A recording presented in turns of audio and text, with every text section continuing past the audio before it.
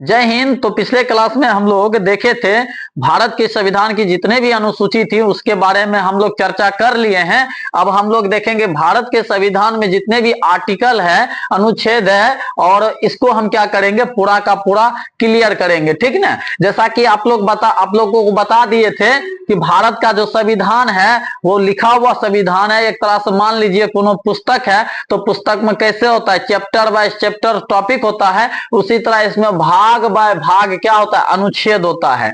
ठीक है। तो भारत के संविधान में टोटल क्या भाग है, टोटल 22 भाग है। यानी कहने का मतलब वो भारत के संविधान में टोटल क्या चैप्टर है, तो 22 को चैप्टर है। और 22 चैप्टर के अंतर्गत कितना आर्टिकल है, कितना टॉपिक है, कितना अनुच्छेद है, तो टोटल अनुच्छेद जो हमको देखना है वो 395 अनुच्छेद को क्या करना है, देखना है। ठीक है। तो भारत के संविधान में पहला भाग हम लोग देखते हैं संघ और राज्य क्षेत्र। जैसे कि अनुसूची में हम आप लोगों को बताए थे कि अनुसूची फर्स्ट में किसी भी राज्य का वो कितना बड़ा राज्य है, उस राज्य का सीमा रेखा कौन राज्य से टच में है, ठीक ना, उसका क्षेत्रफल कितना है, केंद्र शासित प्रदेश का क्षेत्रफल कितना है, ये पूरा का पूरा कुंडली कहां रखल है, अनुसूची 1 में रखल है। लेकिन यहां पर थोड़ा सा हट के हमको समझना पड़ेगा, संघ और राज्य क्षेत्र यानी अनुच्छेद 1 से लेकर अनुच्छेद 4 तक इसमें समझाया गया है। ठीक है। तो सबसे पहले पहलुकवा अनुच्छेद हम लोग देख लेते हैं। भारत राज्यों का क्या है, संघ है, यानी कि यूनियन है, अर्थात इसके राज्य कभी भी टूटकर अलग नहीं हो सकते हैं। नहीं समझे तो अब समझिए, यानी कि भारत का एको जितना राज्य है ना, जितना भारत में राज्य है, कोनो राज्य टूटकर घसक नहीं सकता है। कोई कह देगा कि हम जाकर उन्हें मिलेंगे, तो नहीं मिलेगा। काहे नहीं मिलेगा भाई, काहे कि भारत जो है वो राज्यों का क्या है, संघ है। अर्थात अब संविधान का आर्टिकल फर्स्ट में लिखल है कि कोई भी राज्य जो है भारत से टूटकर कोई विदेश में यानी कि कोई दूसरे देश वाला राज्य से नहीं जुड़ सकता, उसमें जाकर नहीं मिल सकता। आर्टिकल फर्स्ट में पूरा स्पष्ट कर दिया है। ठीक है। तो अब अनुच्छेद 1 समझ में आ गया होगा, यानी कि इसमें भारत के एको राज्य टूट नहीं सकता है। अब अनुच्छेद हम 2 में देखते हैं, संसद राष्ट्रपति को पूर्व सूचना देकर किसी भी विदेशी राज्य को भारत में मिला सकता है। यानी अगर कोई विदेशी राज्य मिलना चाहता है, अब मान लीजिए पूरा का पूरा पाकिस्तानी मिलना चाहता है भारत में, तो संसद कह देगा केकरा, राष्ट्रपति को, कका मिले वाला हो तो हमें मिलाएंगे। ठीक है। तो पहले बता देंगे, सूचना दे देंगे, हाँ सूचना दे देंगे, लेकिन राष्ट्रपति साहब को इतना अधिकार इसमें नहीं मिला है, क्योंकि 368 में जो राष्ट्रपति जी को कुछ शक्ति प्राप्त है, कुछ पावर प्राप्त है, उससे क्या किया है, अलग कर दिया है इस आर्टिकल को। ठीक है। बाकी हम लोग समझ लेंगे आगे, पहले ये आप समझ लीजिए। यानी कि अनुच्छेद 2 में स्पष्ट रूप से लिखा है, संसद पूर्व राष्ट्रपति को पूर्व सूचना देकर किसी भी विदेशी राज्य को भारत में क्या कर सकता है, मिला सकता है। पूरा का पूरा पाकिस्तान मिला लेंगे, ठीक ना, जखन एकदम मुड़िया जाएंगे वखन मिला लेंगे। राष्ट्रपति जी को कह देंगे जा रहे भला फरसा लेकर मारपीट करके एकदम मिलाइए लेते हैं। आप लोग समझ गए। अनुच्छेद 2 में लिखा है, संसद राष्ट्रपति को पूर्व सूचना देकर किसी भी विदेशी राज्य को भारत में क्या कर सकता है, मिला सकता है। इसका एक एग्जाम्पल हम स्पष्ट रूप से देख लेते हैं। एक विदेशी राज्य जैसे कि 16 मई 1975 ईस्वी को किसको मिलाया गया, भारत संघ में सिक्किम को मिलाया गया। किसको मिलाया गया, सिक्किम को मिलाया गया। अब सिक्किम ऐसे तो नहीं आकर मिल गया होगा, अगर आप पगलावा कुत्ता थोड़े काट ले होगा आकर जहते मिल जाएगा। तो ये द्वार के कारण मिला। केकर द्वार के कारण, तो चाइना के द्वार के कारण। 1959 ईस्वी में चाइना तिब्बत पर आक्रमण कर दिया, पूरा का पूरा तिब्बत को क्या किया, उसका आर्थिक स्थिति में ध्वस्त कर दिया, तहस नहस कर दिया, और ऐसा स्थिति बना दिया तिब्बत में एक फैमिली का आदमी है ना, चाइना का हर एक कोना कोना में जाकर छिड़िया दिया, ताकि आगे चलकर ये मेरे खिलाफ विद्रोह नहीं करे। और जितना भी विद्रोही दल था या विद्रोही समूह था, सबको पूरा का पूरा दबा दिया। उसके बाद बगल में था सिक्किम, सिक्किम के बगल में था इन्हें भूटान सट ले। अभी दोनों थरथरा गया, भाई हम करे तो क्या करे। और बाद दिमाग में आया, अरे भाई वो भारत है जो हमका बचा सकता है। तो ये लोग डायरेक्ट आ गया भारत के पास, हमका बचा हुआ बड़ी एकदम पीट रहा है सबको।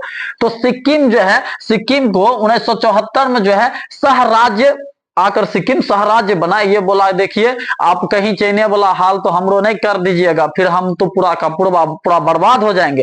तो 1974 में आकर सिक्किम भारत का सहराज्य बना। सहराज्य कहने का मतलब हुआ कि वो कभी भी आकर वो मतलब टेस्ट करता, पहले इस्तेमाल करो फिर विश्वास करो। भारत भी बोला कि ठीक है भाई तुम सहराज्य के रूप में रहो, अब बाद में तुम्हारा इच्छा हो तो तुम आकर भारत संघ में मिल जाना, ठीक है। तो एक साल तक, लगभग एक साल तक सिक्किम जो है भारत का सह राज्य का हिस्सा बनकर रहा। जब ये सिक्किम को लग गया कि बड़ी नेक इंसान है, भारत का आदमी, सब चीज एकदम सुविधा, हमारा साथ भेदभाव नहीं करता है, उसके बाद 16 मई 1975 को पूरा का पूरा एकदम पूर्ण रूप से सिक्किम जो है किसका अंग बन गया, भारत का अंग बन गया, ठीक नहीं। एक साल इसको टेस्ट करने के लिए दिया, तुम एक साल तुम यहाँ पर रहो, यहाँ का अपने समझ में आ जाएगा कैसन की है न है, अगर थोड़ा साथ हम भेदभाव करेंगे तब। और उसके बाद पूरे सिक्किम की नागरिक को क्या, भारत की नागरिकता दे दी गई, ठीक ना। अब अनुच्छेद हम लोग 3 देखते हैं। अनुच्छेद 3 में है, संसद राष्ट्रपति को पूर्व सूचना देकर वर्तमान किसी भी राज्य के नाम तथा सीमा को बदल सकता है। अब कोनो राज्य इतना न बड़ा हो जाता है, कोगरा शासन व्यवस्था चलाने में बड़ी दिक्कत होता है, ठीक ना। तो शासन सुचारू रूप से चले, संवैधानिक रूप से चले, उसको क्या कर देता है, एकदम बटिया देता है, ठीक है, बांट देता है, ठीक है। 15 नवंबर 2000 ईस्वी में बिहार से कौन अलग कर दिया, किसको अलग कर दिया गया, झारखंड को अलग कर दिया। यानी बिहार का जो सीमा रेखा जितना बड़ा था पहले, इसको जब अलग किया तो छोटा हो गया। तो साधारण हम लोग सीमा रेखा को क्या कर सकते, बदल सकते, नहीं कि अपनों राज्य के दूसरों राज्य में घुसेल दे देंगे ना। यहाँ पर डायरेक्ट लिखल है अनुच्छेद 1 में, भारत का कोई राज्य टूटकर दूसरा जगह नहीं जाएगा, लेकिन अनुच्छेद में डायरेक्ट लिखल है कोई दूसरा को आना चाहता है तो हम लाएंगे, रखेंगे, ठीक ना, दूसरा राज्य को हम लोग मिला लेंगे, लेकिन अपना राज्य को घसकने नहीं देंगे। अनुच्छेद 3 में लिखल है, राष्ट्रपति को पूर्व सूचना देकर वर्तमान में जितने जो भी राज्य है उसका सीमा रेखा को हम लोग क्या कर सकते हैं, बदल सकते हैं, ठीक है। इस चीज का फिर इस चीज का आधार कार्ड कहाँ चल जाएगा, अनुसूची फर्स्ट में चल जाएगा कि भाई पहले बिहार का क्षेत्रफल इतना इतना था, बाकी बिहार से झारखंड अलग हो गया तो झारखंड का इतना क्षेत्रफल, फिर बिहार का इतना क्षेत्र, पूरा का पूरा डाटा अनुसूची फर्स्ट में चला जाएगा। तो अब हम लोग देखते हैं अनुच्छेद 4। अनुच्छेद 2 और 3 में किया गया संशोधन, अनुच्छेद 368 के बाहर रखा गया। तो भाई 368 के बाहर रखने का क्या मतलब है, तो राष्ट्रपति जी को 368 में कुछ संवैधानिक शक्ति प्राप्त है, ठीक ना। अगर कोई भी कानून पास होता है लोकसभा और राज्यसभा से, तो पास जब होता है तो लास्ट में राष्ट्रपति जी के पास सिग्नेचर करने के लिए पहुंचता है। जब तक राष्ट्रपति सिग्नेचर नहीं करेंगे तब तक वो कानून पारित नहीं होगा, नहीं तो राष्ट्रपति जी पॉकेट बीटो लगा दिए तो बहुत बड़ा समस्या हो जाएगा, ठीक ना। इसीलिए राष्ट्रपति को ये वाला काम से साफे हटाइए दिए कि भाई आप टुकुर टुकुर ताकिया, जहां जाएंगे एकदम सिग्नेचर करने के लिए आपको पहले सूचना दे देंगे, हम ये काम करने के लिए आ रहे हैं, एकदम कलम लेकर तैयार रहिएगा सिग्नेचर करने के लिए, ठीक ना। तो इसीलिए राष्ट्रपति जी को 2 और 3 अनुच्छेद जो 2 और 3 में किया गया संशोधन, इसीलिए 368 से क्या कर दिया गया है, बाहर कर दिया गया, ठीक ना। अगर राष्ट्रपति जी इनमें अगर कुछ थोड़ा सा दिक्कत डालता है तो फटाक से इस पर महाभियोग लगा दिया जाएगा, तो फिर राष्ट्रपति जी भी घसक जाएंगे, ठीक ना। इसीलिए इनको क्या कर दिया गया, 368 से अनुच्छेद 2 और 3 को अलग कर दिया गया। आई होप आप लोग को अच्छी तरह से समझ में आ गया होगा। भाग यानी चैप्टर 1 संविधान का चैप्टर 1, ठीक है, अनुच्छेद 1 से लेकर 4 तक समझ में आ गया। तो अगले क्लास में हम लोग इससे आगे का अनुच्छेद देखेंगे, तो फिर मिलते हैं आपसे नेक्स्ट क्लास में।